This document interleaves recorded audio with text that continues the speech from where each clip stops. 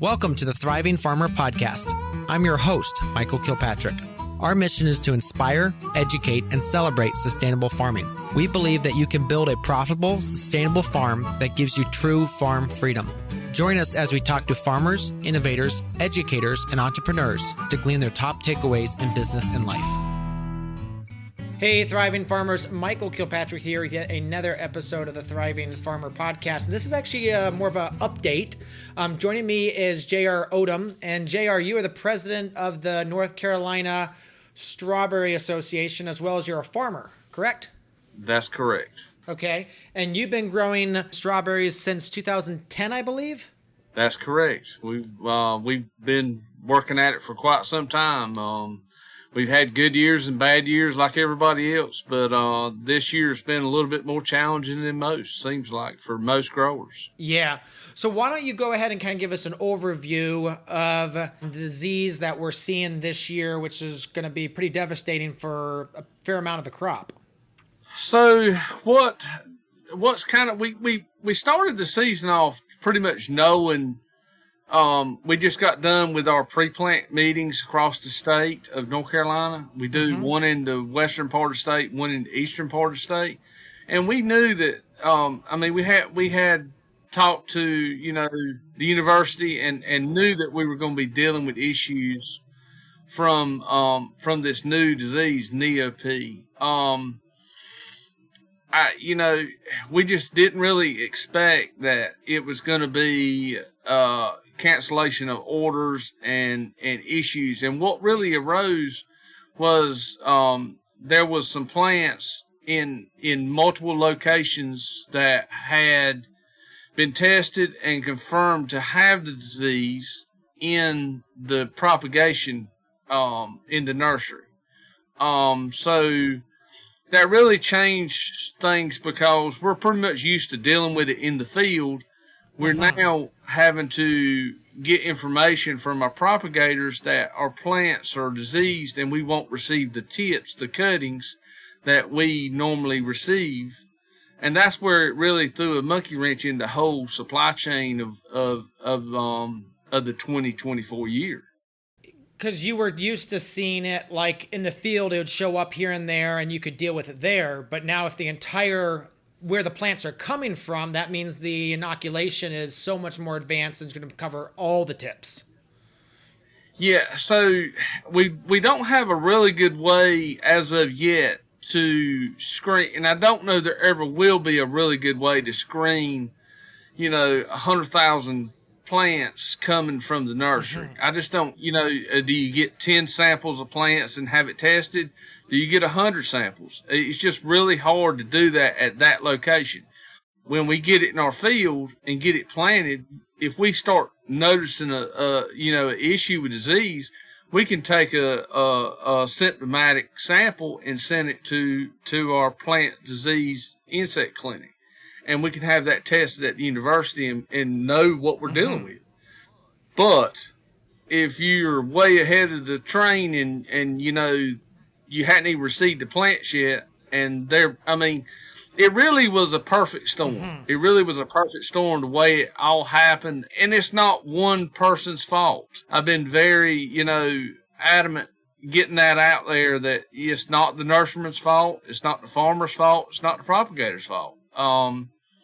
Their livelihoods are on the line as well, just like ours.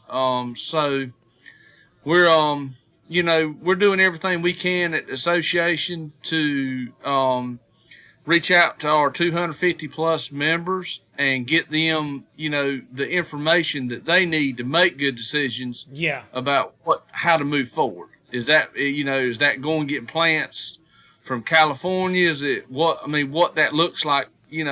Everybody's situation's different, but we're trying to be that group that's getting it out there and want to really look for a way to the association to help the universities jump on this, and let's get some research done and figure out what we need to do to help get clean plants. Yeah, because I saw too, one of the things that there's really not any plants that are resistant. There's some that are more resistant, but when I looked at those varieties, they weren't great varieties.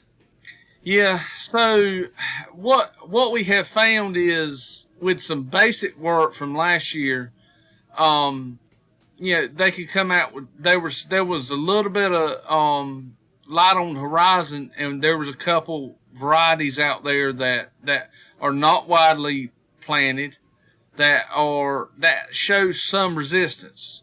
Now the question is how much resistance. At that point, we were excited, thinking, hey, we're going to be ahead of this thing.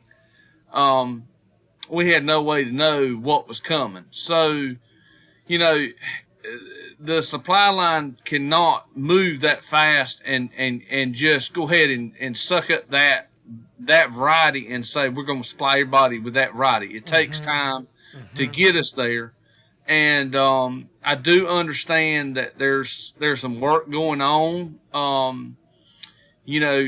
With multiple universities looking at trying to cross that variety with other varieties to try to come up with something with a little bit more resistance. Um, Once we get through the hurdle where we're at today, we're just beginning the really the fight, because we're going to make it through the whole season, and we're going to have maybe 2 or 3, maybe 4 chemistries that have some ability and some efficacy. Because let's talk about that too. So like if folks do, let's say they've got plants in the ground right now, what is recommended for them to do? So currently the university is putting out some information, and that's what we've really done. The association has backed up. We don't want to be the one. We want to take their information. I don't want it to be something I've done on my farm that works well for me. I want it to be something that the university feels comfortable to push out for everybody. And we've really tried to make sure that information is what's getting out. But I mean, they're recommending as of right now, 3 to 5 days spray schedule with a combination of different chemistries and different groups to try to keep from building a resistance. I mean, we got to fight it this year, but we got to make sure that we have the tools in the box to do it next year as well, until we get a variety that's got some that we can build some resistance. Wow, that's pretty aggressive. And is that kind of going to be the new normal, do we think? Or what are your thoughts on like tip quality? Is that something where we think we can get better quality tips in the future, or? Well, I think the first place where we're really, the early discussions were that we need to start screening for cultivars that have some resistance, whether that be cultivars that are Florida cultivars or whether it be coming from California. We just need to get a robust program and really screen, and let's try to find something with some resistance. And then, that this is probably a 5-year plan. I mean, it's going to take some time to get there. Do I think that we're going to have the mass cancellation of orders in the future? I can't say with any certainty that that's going to happen again, but I do think we're going to be fighting in the field for some time. It's not a very bright future right this second, but I do think that putting together the right tools and the right people, and let's put our heads together and let's try and find a solution. Let's not throw mud at each other. Let's grab and pull together, and let's try to find a solution that everybody can live with. So, yeah. So Cutoffs from California, you said that's still an option for probably some more of the southern growers. Talk a little bit about how establishment of that is different than the plugs.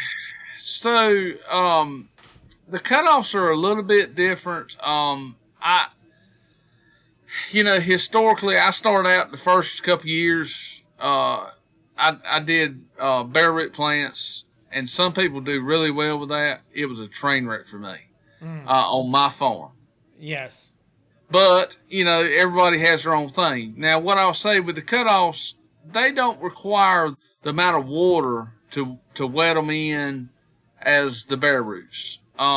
We have a lot of our larger growers in the state are doing cutoffs. Okay. It's really your smaller growers that have really stayed true to their plugs, and they've been getting tips and raising plugs or having somebody raise plugs for them, propagate them out to plugs. That gives the growers a little bit more cushion or a little bit more, you can get them in there and get them established a little bit easier. We're going to put out, we've got a new, NC State has updated their strawberry production guide. We're going to work on trying to look at that and see if we can get some of that information into the hands of the growers as far as the establishment process on cutoffs. That's just, we're just working hard to get that information out there. And then are cutoffs available early enough for, let's say, some of the mid-Atlantic states like Virginia? Because we're in Ohio. And I was of the understanding that cutoffs were available a little bit later. Yeah, that's my understanding as well. That is the next big hurdle and next big concern is that we're going to end up planting late. We're going to have a lot of acres planted in late October, early November. And really, you really have to, at that point, it really comes with a lot of issues.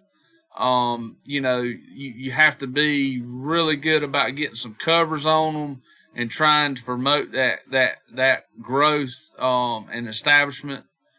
It's kind of, and the further you go north, the cooler it's going to be, and the earlier you're going to have that cool weather.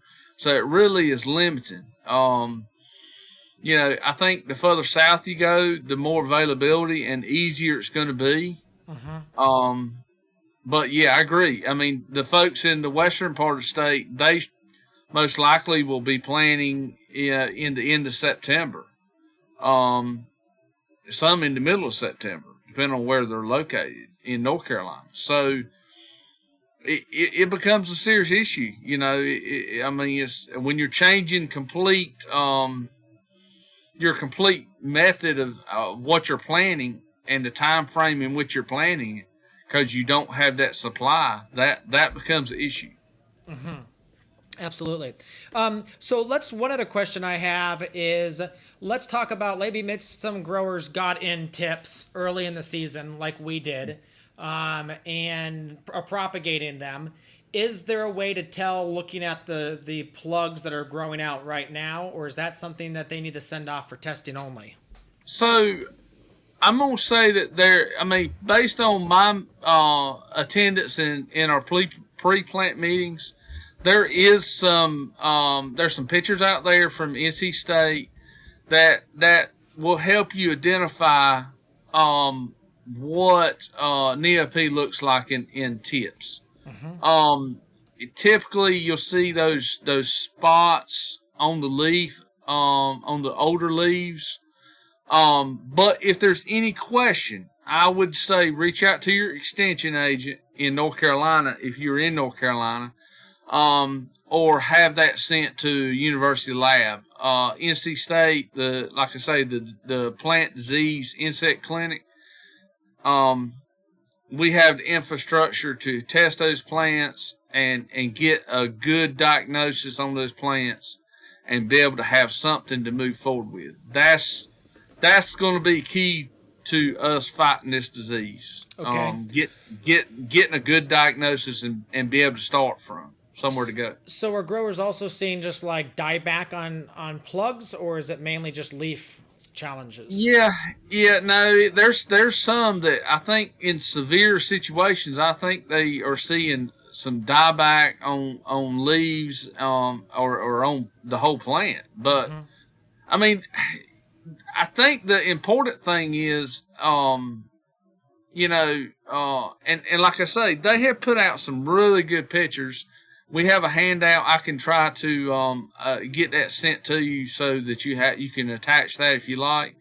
But there's been a lot of good work done in a short period of time to get us some really good high definition pictures that really help the diagnosis process. Gotcha. And then one final question.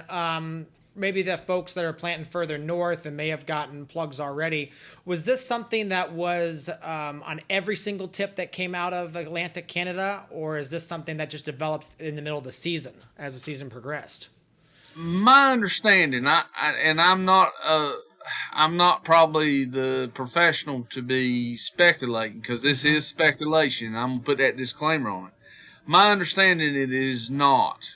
Okay. I think this is an event that kind of occurred in somewhat in the middle of their season, and it was a large enough issue that they had to make those cancellations and hold up and try to figure out how severe it was.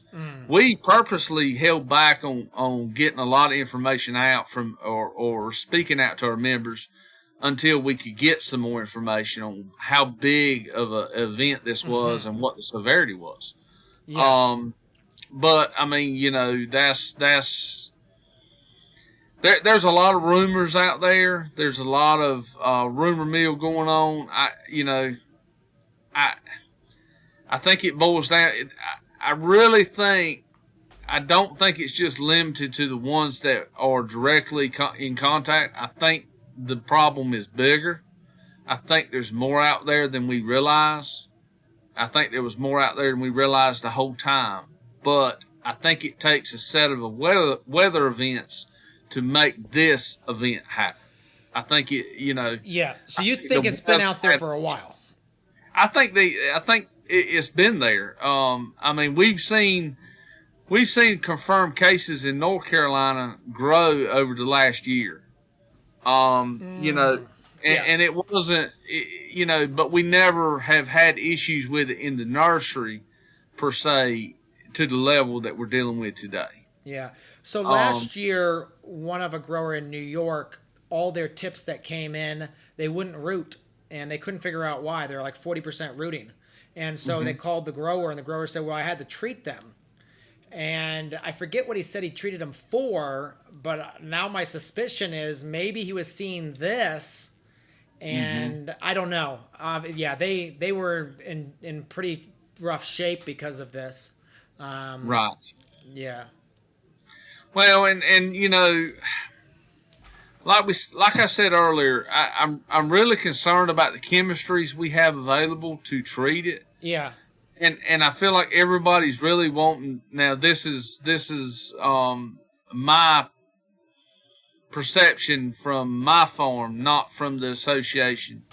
But I really feel like we're gonna have to be very careful. We need to be aggressive, but we need to be very careful about how strong we're going on trying to fight this with chemistry. We can really stunt plants and really hurt plants really easy, especially if we're looking at tips that have not rooted at. But like I say, that's just my opinion and my observation from my farm, not representing anything from the association. But that's good to realize that. Yeah, no, but I understand what you're saying. A lot of the things we spray can cause major issues with the plants. And it's always about as much of a product as we can to kill disease without hurting the plant. Right. And I mean, you can have a lot of buildup really fast. I mean, you're only dealing with a very small amount of media in that plant's trying to root in that tray. I've always been very cautious about fungicide sprays that early on until we get some rooting. But I mean, at the same time, it's not much good to you if the thing dies before it roots too. So I mean, so it's kind of a balance thing that we're having to learn on the move. So I think everybody's working together, like I say, to learn that and find the right information to provide to growers that don't know. Yeah, Absolutely. JR, you have a conference coming up here in November. Want to tell us about that quick? Yes, sir. We're excited on our conference. Obviously, that will be November the 12th through the 14th. Mm-hmm. It's going to be at Atlantic Beach this year, right here in North Carolina. It's going to be right there at the Doubletree by Hilton at Atlantic Beach. We've got a really good conversation. We got a good agenda. Got a lot of good speakers. We had already planned prior to this event happening. We would plan to have a session, a breakout session with the nurserymen, with about 3 or 4 different nurserymen to talk about the hurdles that we were facing, knowing that we had this disease on the horizon. So, I think it's going to be a really robust conversation about what we can do as growers, as much as what the nursery need to help them get through this as well. So, I'm looking forward to that. Obviously, we'll be talking about NEOP and a lot of. We got several breakout sessions already planned about this. We've got a really good farm tour. I would send everybody to our to the North Carolina Strawberry Association's website. You can register on the website, and all the information pertaining to the agenda and what we're going to do is all listed there. And that is ncstrawberry.com for folks that are looking for that. And of course, we will link that too at the thrivingfarmerpodcast.com as well for folks that just want to go there. And I will say that, so out of our association, we're about 250 members, and we are covering 11 states. Mm-hmm. We're not just the North Carolina Strawberry Association, that we are by name, but we have growers in many states. So we work really hard to make sure that what we're putting out there is, we may have to find some different information for other states, but we really work hard to make sure that everybody's covered. Yeah. No, I'm a member, and I always appreciate that newsletter that comes out. It's always good information. So, we appreciate the hard work. All right. Well, JR, thank you so much for your time today. Appreciate you coming on and sharing this and giving us an update. Thank you, sir. I appreciate you. All right. So there you have it, another episode in the books. So I'd love if you would hop on over to iTunes and leave us a rating and a review. Those mean everything to us. We love to hear what you're thinking. If you have a podcast guest that you can recommend, please pop on over to the Thriving Farmer Podcast website and leave us a review. That's thrivingfarmerpodcast.com.